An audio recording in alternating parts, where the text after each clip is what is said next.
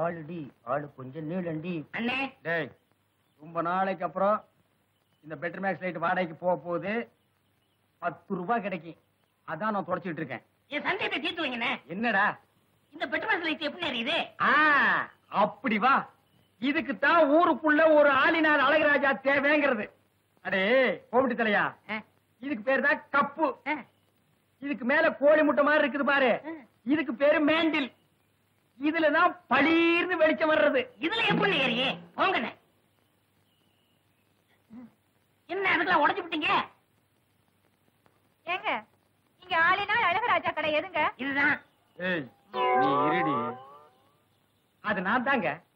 சாயந்தரம் என் பொண்ணுக்கு சீர் செய்யணும். அதுக்கு ஒரு பெட்டர் பாக்ஸ் லைட் வேணும்.